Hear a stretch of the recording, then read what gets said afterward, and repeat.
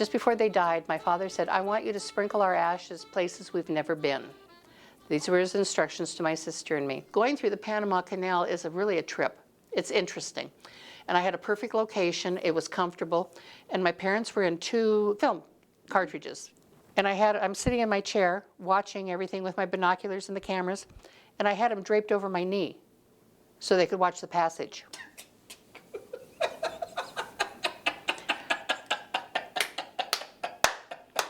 I'm not ashamed to tell stories like that. Isn't she a hoot? Roberta Long, one of my great buddies. She still is. She's a wonderful. I love talking to her. She is a one of a kind. But have you ever done this? Have you ever spread ashes of a dearly departed? I have. You really kicks up a lot of emotions, but Roberta seems to have fun doing it. But I had to ask her. I said, Roberta, I've done this. Now you've done this. It kicks up emotions in you, doesn't it, when you spread those ashes? It kicks up some really unique emotions and unique feelings. And we'll be someplace and I'll be sprinkling them and I'll say something to my father and my husband will say, you say something to your mother too.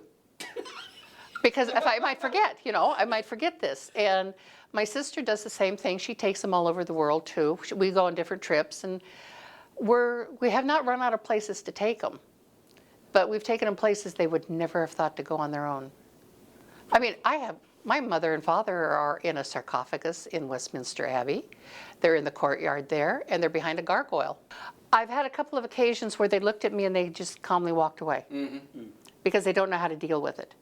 Then I've had people sit there and talk to me and ask me questions, and they want to do it themselves. And I was having lunch with somebody on a ship one time in the back. By the time I was through, I was in tears. They were in tears. We thought this was just a wonderful idea. It's something I'm glad I can do. And my husband supports it, and I have friends, as I say, my travel agent, if I miss a spot, if I forget something, I'll just say, can you take my folks with you? And she does, and she'll sprinkle them. My aunt really has fits over stuff like that. You're not burying them in the family plot? Right. My father and mother would have a heart attack if I did that. Well, they'd come back and haunt me. But, it's doing what they asked. The only bad part we're having about this, keeping my parents alive with this stuff, is that my father was a coin collector. They've been gone since 2001. We brought him home, in fact, on September 11th, which of course was appropriate because he was always in coups everywhere and shooting over his cabin, what have you. But he was a coin collector. And every time I'm out shopping, I look at the coins and I save them for him. I don't know how many hundreds of dollars of coins I've saved for my father since he died. You still have them? I just keep collecting them. It just doesn't stop. And I'm thinking, well, I can pitch the pennies or something to kids when I dump some ashes in some water somewhere. I mean, certain habits die hard, but making sure they get to some new places. Well, the oddest is when I had to call my neighbor and say, I forgot to leave them at the Arctic Circle. Will you take them with you?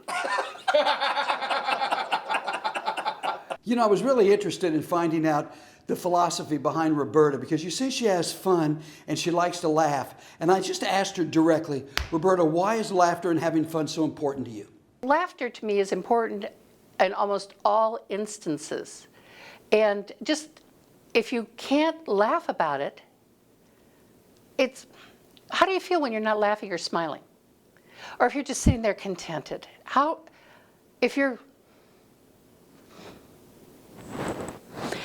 do you feel? You don't feel good. Well, I like me. I want to feel good.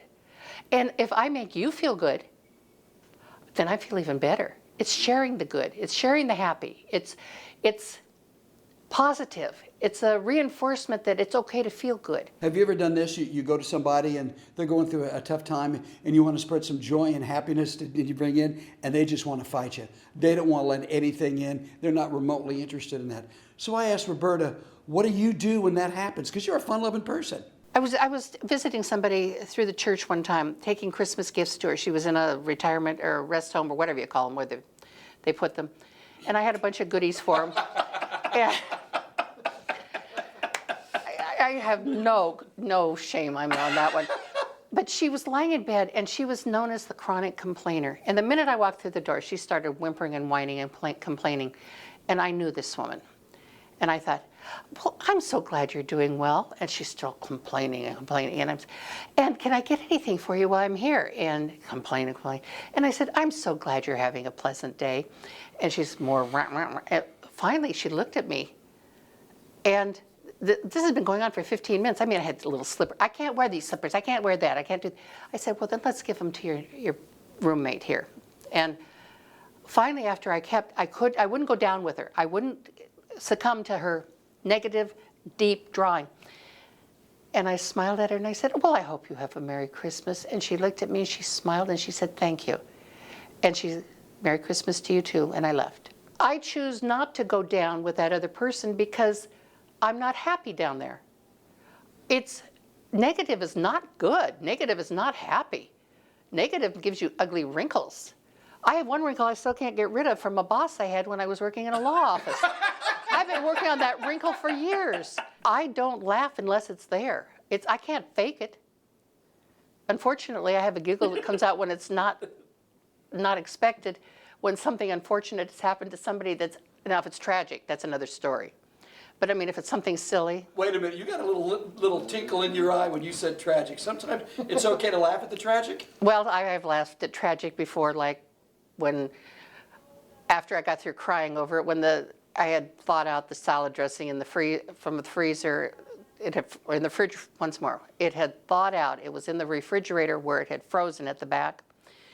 And it was one of those nights where you get home from work and you want to go to bed at 7 o'clock and you're having dinner, and I took the container and I went to shake it, not holding the top, which is a dumb.